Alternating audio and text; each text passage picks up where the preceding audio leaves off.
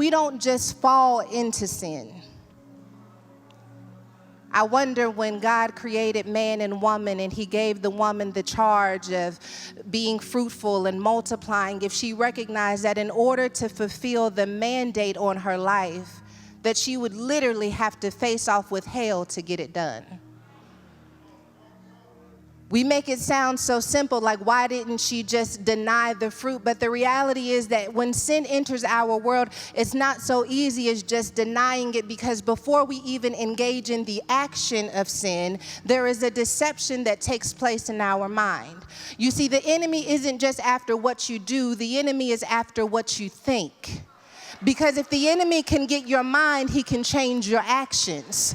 And we see his plan laid out in Genesis 3, in which he wants to distort our image of God. Did God really say? You didn't just sin, you didn't just mess up. You may have known better, but before you actually engaged with the action, there had to have been a deception in your mind.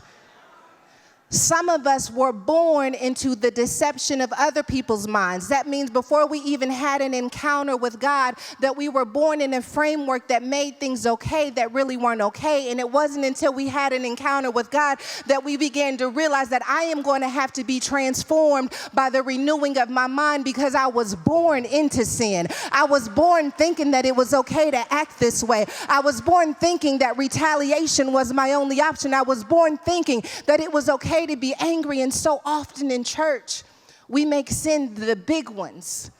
As long as we're not shacking, and as long as you don't do this and that, then you're living without sin. But if we were honest in this room, there were some of us who would be willing to admit that every single day I need saving. I need saving from the way that I think. I need saving from the way that I talk. I need saving from this wretched mind of mine, because I am wired to think against that which is good for me. Sin is not just what you did before you got saved. Sin is what you're doing right now, trying to get your mind right. Some of us had to come to church today because I need to be in the presence of other people who are chasing after a renewed mind. I need to be in the midst of people who are trying to set their mind on things above, because sometimes I set my mind on what happened in my past, and sometimes I set my mind on how worried I am in the future. Sometimes I set my mind on trying to control a situation instead of just letting go and letting God. Sinning is not just who you slept with and what you drank. Sinning is how you think about how God is showing up in your life. And the enemy says, if I can get your mind, then I can get your hands and I can get your feet. And all of a sudden you will be going against the very thing God called you to do.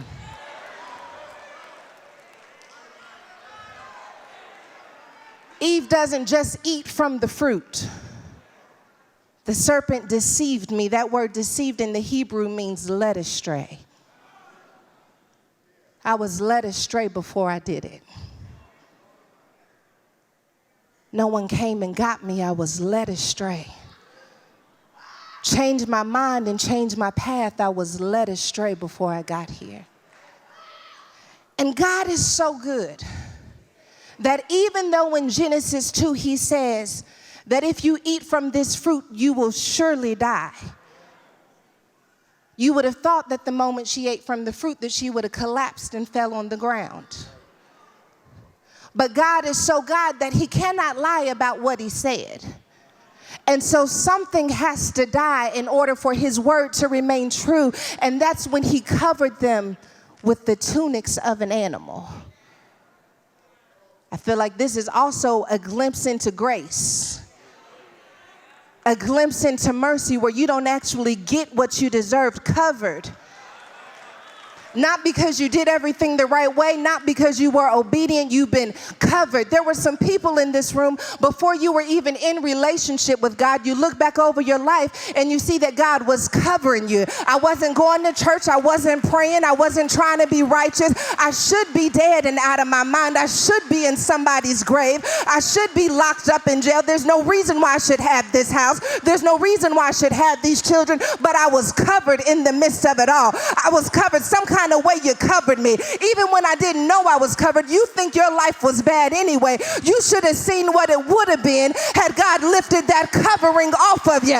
I know they betrayed you. I know they walked away from you. I know the family system was broken, but if you think that's something, you ought to see the plans the enemy actually had for your life. You ought to see how he wanted to kill you and destroy you. You ought to see how the cancer cells backed up off of you. You ought to see how the x-ray machine showed what God said and not what was actually in your body. I've been covering you since you were a child. I've been covering you. Every step you took, I covered you.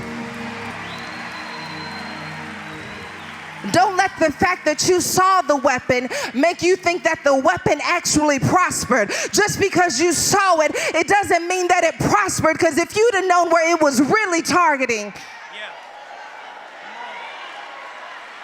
covered every step of the way.